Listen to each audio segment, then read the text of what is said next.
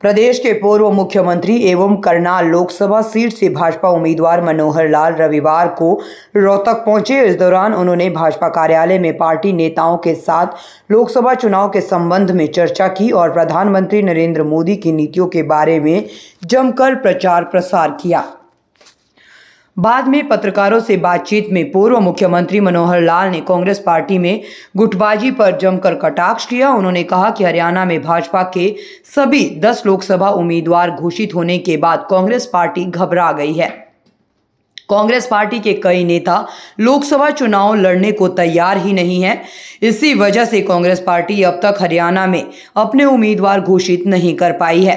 पूर्व मुख्यमंत्री ने कहा कि फिर भी लोकतंत्र में उम्मीदवार तय हो तो पता चले कि मुकाबला किसके साथ है, क्योंकि चुनाव भी अपने आप में एक खेल होता है। इसीलिए चुनाव में सभी खिलाड़ियों की जानकारी होनी चाहिए। हम सब जानते हैं कि लोकसभा के चुनाव की एक प्रकार से सब तैयारियां हमारी पूर्ण हो चुकी हैं और उसका अभियान भी हमने शुरू कर दिया है। जितने भी हमारे व्यवस्था के पक्ष थे वो सारे कंप्लीट हो गए हैं। सब जगह कार्यालय खुल गए हैं। लोकसभा का भी हर लोकसभा में कार्यालय खुला है। प्रदेश चुनाव कार्यालय भी रोहतक के अंदर खुल चुका है और कुल मिलाकर के अभियान में विधानसभा की बैठकें कार्यकर्ताओं की वो सब हो गई हैं। पन्ना प्रमुख तक हुई हैं। जनसभाएं वो शुरू हो गई हैं। लगभग 40 जनसभाओं की तिथियां तय हो गई, कुछ कंप्लीट हुई हैं, कुछ और हो रही हैं। ये 12-13 अप्रैल तक सब होंगी और इसके बाद एक 10 दिन का गैप रहेगा, जो कि फसली सीज़न है कटाई का। तो उस नाते से 25 अप्रैल के बाद फिर से शुरू करेंगे और नामांकन की तिथियों तक बाकी बची सभी जनसभाएँ विधानसभा अनुसार ये पूरी हो जाएगी। उसके बाद केंद्रीय नेताओं के कार्यक्रम आएंगे, उसमें हम लगेंगे। नामांकन का जो समय है 6 मई से पहले सबके नामांकन हो जाएंगे और हमारे जो सभी कैंडिडेट्स हैं पूर्ण यानी एक प्रकार से पूर्ण तैयारी के साथ मैदान में डटे हैं, जुटे हैं। और मैं समझता हूं कि इस समय कांग्रेस जो इतनी पिछड़ गई है और उसके कारण से हमको जो एक एज मिला है और हमको इस बात का पूरा विश्वास है कि 10 की 10 सीटें भारतीय जनता पार्टी। अच्छा, कांग्रेस अभी तक कैंडिडेट उनके घोषित नहीं कर पा रहे हैं, कह रहे हैं कि अभी तो 26 से तो नॉमिनेशन शुरू होंगे, उससे पहले तो कर देंगे। मैंने कहा जब किसी की घर में कोई कमी होती है तो कैसे न कैसे छुपाने की कोशिश करते हैं। आखिर कैंडिडेट तो जो आज घोषित करें, कोई चाहे 26 तक करें, लेकिन कैंडिडेट तो होना ही चाहिए। लेकिन वो होंगे इसलिए नहीं कि जो जूतम बाजार हो रहा है वहाँ कि कोई इधर खींचता है, कोई उधर खींचता है। और अब हमारे कैंडिडेट्स के घोषणा होने के बाद जो घबराहट है लोगों में, वहाँ घबराहट इतनी है कि वो किसी के गले में हाथ डालना भी चाहते हो तो वो स्वीकार करने के लिए तैयार नहीं है। तो वो कोई यहाँ से नहीं लड़ेगा, कोई वहाँ से नहीं लड़ेगा, वो अपने आप को पीछे खींचते हैं, विड्रा करते हैं। और बहुत से तो लोग ऐसे हैं कि वो इस नाते से बहुत सावधान हैं, वो कहते हैं वहाँ चुनाव लड़ेंगे ही नहीं। तो इस प्रकार की चर्चाएं वहाँ चल रही हैं। फिर भी आखिर डेमोक्रेसी है तो हम तो चाहेंगे कि उनके कैंडिडेट तय हों, जल्दी तय हों, ताकि हमें पता लगे कि हाँ मुकाबले में हमने किसका साथ मुकाबला करना है। चुनाव अपने आप में एक ये भी एक बड़ा खेल होता है। बड़े खेल में दोनों तरफ के पारी के पाले के खिलाड़ियों की जानकारी तो होनी चाहिए ना।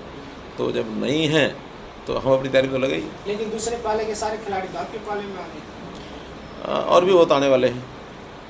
अब जिनको ये लगता है कि वहाँ कुछ है नहीं और वहाँ चुनाव लड़ भी लेंगे तब भी कुछ बढ़ना नहीं है, बल्कि बहुत लोग ऐसे भी हैं जिनको यहाँ आके पता है कि भी यहाँ चुनाव नहीं लड़ सकते क्योंकि यहाँ तो पहले से बहुत हैं, तो भी वो यहाँ आने के लिए तैयार हो जाते हैं। हम पूछते हैं या बाकी आप जैसे मित्र भी उनसे पूछते हैं कि वहाँ क्यों जा रहे हो, जब यहाँ भारतीय जनता पार्टी में आपको स्कोप ही नहीं चुनाव लड़ने का। वो कहते हैं कम से कम वहाँ लड़ने से बच जाएंगे, यहाँ आकर के काम करेंगे। तो बच करके आने वाले भी लोग तैयार बैठे हैं और देखना कुछ दिनों में और भी। कह रहे हैं कि कोई मापदंड नहीं है, भ्रष्टाचारी को सबको बीजेपी में शामिल करें, भ्रष्टाचारी पार्टी होगी। अब नवीन जिंदल को कोयला का कहते थे घोटाले वाले, अब नवीन जिंदल को ऐसा कमजोर बना दिया। देखिए ये हमको पता है कि कौन क्या है और कौन क्या है, इस नाते से वो हमको बताएंगे ऐसा नहीं है। आखिर भारतीय जनता पार्टी में जो लोग आते हैं कोई ऐसा नहीं है कि भी उनके कोई सारी चीज़ें ठीक हो जाती हैं, लेकिन कांग्रेस में जो रहते हैं तो कांग्रेस के समय में कौन कौन क्या क्या करते रहे हैं हमें भी पता है। कांग्रेस में कोई अच्छे लोग नहीं है ऐसा बिल्कुल नहीं हम कहते, लेकिन कांग्रेस का जो नेतृत्व भ्रष्टाचारी है उस भ्रष्टाचारी नेतृत्व से बचना है, जनता को बचाना, ये भी हमारा काम। कौन सी सीटें जिसको मान के चल रही हैं जहाँ ज़्यादा मेहनत करने की जरूरत है? देखिए हमारे लिए सब 10 की 10 सीटें हैं, 10 में जीतेंगे, मेहनत भी 10 में करेंगे, क्योंकि मेहनत करना चुनाव में एक उसका एक हिस्सा होता है, अंग होता है।